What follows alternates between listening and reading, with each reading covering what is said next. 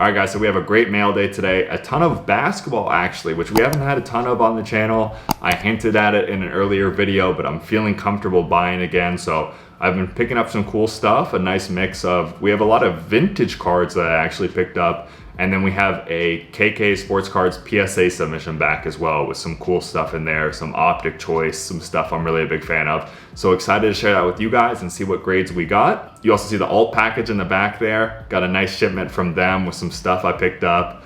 Shout out to them. I have a really cool promo code with them. If you never signed up with them, they're actually giving out a free $50 when you sign up, and they're giving me another $50. So it's a great way to get started over there. They have a cool exchange. They have a vaulting service. Helps support the channel and also gets you guys started out there with a lot of credit. It's one of the most, biggest offers I've seen. So had to share it real quick before we get into it. Make sure you check that out if you're interested. Tim Duncan, boom. Tim Duncan PSA 9. This is not from the PSA submissions. The vintage stuff was stuff I just picked up myself, but a card I've been wanting for a long time. I talked specifically about these ones. They got as high as $1,000 in a PSA 9.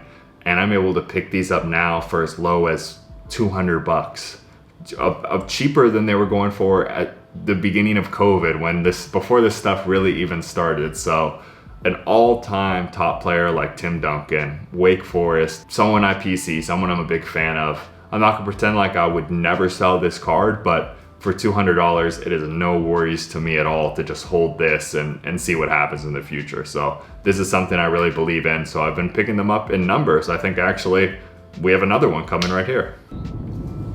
And there it is, another PSA 9. I think this one is actually from Starstock. Shout out to you, Starstock, appreciate that.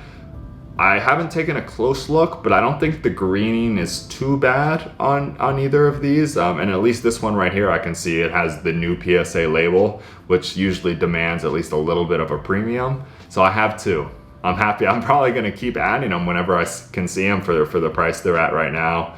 But it brings that stability. I'm trying to get some more. I know this technically isn't vintage really, but I have plenty of jaw. I have plenty of Zion. Well, not plenty. I probably have too much. So just kind of do the smart thing, learning from people and the hobby. I need a little Tim Duncan. I need a little Kobe. I'm even going to look at players like Allen Iverson. I just talked all that about vintage, and now here we have. This isn't pure prospecting. This isn't like bull bad. That's something I'm pretty much completely staying away from. It's not bad to do it, but not necessarily. It's never been my cup of tea actually, but. De'Aaron Fox in the SGC case. This is my first SGC basketball card, I believe. Auto, I got it for a good price. I think it was like $100. I mean, I figured I couldn't go wrong. It was in a deal with the Duncan and then one other card I got coming on here. So actually this was Corleone Cards. Shout out to you if you happen to be watching this, but really happy. I won't pretend. I don't love modern basketball in an SGC case, especially when it's, semi-available in PSA, but for the price, I think this was a good buy. De'Aaron Fox and Brandon Ingram is the other one I'm looking at, of guys who are still top young players in the league, but I feel like no one is talking about right now. LeBron rookie exclusives. This was actually from a video a long time ago, but when I found my old childhood collection, this was basically the only LeBron card I had in there. So all of a sudden it became my favorite LeBron card. I was like, I need to have one of these. My actually original childhood one is at PSA. Probably won't get that good of a grade, but I just want it protected. But apparently when I was a kid, I liked the look of it too. So I just think it's a great looking card. These have come down a ton as well. I think it was like $600 at one point. Picked this one up for maybe like $150, $125. So can't complain at all. I'm not going to go too heavy on LeBron. I know a ton of people are doing it, but I just want to have some exposure with him, if you will, if you'll allow me to get kind of technical crypto trader-esque with that one right there. These next ones are from Alt, like I mentioned. Josh Green, Blue Prism, SGC 9. Just a great looking card. I won't talk to death. I did a whole video where not a whole video, but I've talked about Josh Green a lot if you're on the channel. I'm not pretending he's gonna be the best player in the world, but I just love the fact that we can go prospecting now for $20, literally $20. That's how much this card cost me, and get a Blue Prism, a true blue. So if he becomes anything, you never know, but I just enjoy that we can do this without paying $100 for a Chronicles card now. Also picked up an 8.5 as well. This is the fast break. Not quite. I like the true blue. Everyone likes that better, more so than the fast break parallels. But I figured the other one was 20 bucks. This was like 20 bucks as well. So let's double up. We're all in on Josh Green. But at the end of the day, it's only, once again, costing us $40. So why not? Ricky Rubio, Topps Chrome PSA 10. Team USA, looking a little shaky. They lost to Nigeria. I believe they also lost to Australia. Spain is one of those teams that's given them problems in the past. I think Ricky Rubio, especially because he's an international player, he has like a real legacy in Spain. I think people are actually going to appreciate him even after he retires. This one is up on eBay for all transparency's sake. It's getting a lot of interest. I had a feeling during the Olympics it's kind of going to be a trendy name. So, you know, these Topps Chrome are numbered out of 999 PSA 10. I think this is literally like a pop 3 or 4. It's not a high pop card. So if someone wants a nice Ricky Rubio rookie, this is basically what it is. I'm not going to turn totally against the US. I still hope they do well, but I could see Spain having a moment, and more importantly, Ricky Rubio. Now into the PSA submission from KK. These are all cards I bought raw and submitted. Zion, Optic 9. This is like my bread and butter. Just like playing basketball, you have to stick to what you know. Submitting Zion Optics has been successful for me. Unfortunately not with this one, but Zion's gonna get a lot of hype before the season next year. And just to have slabbed up proper Zion cards available, I don't think I'll have any problem moving these. Next up, SGA Optic Shock. I believe this one is, this is a PSA 10. These are a really tough grade. You wouldn't be surprised at all to get 8s with Optic Shocks. They have print lines and everything like that. It's kind of similar to that De'Aaron Fox. SGA, I think, is someone people are really going to be excited about going into the next season, especially if they get I don't think Pistons are supposed to take Cade Cunningham, but if they can get a Suggs or Jalen Green, even someone else exciting, the Thunder could be, they're in a fun, exciting team going forward that people are going to be watching. I think SGA is a big part of that. This is one of my favorite parallels. Like when I first got in, for some reason, actually one of the first cards I was buying when I got back in was Optic Shocks. I just love the look of it. So to get a 10 from a PSA submission is lucky. And these are doing pretty big numbers right now.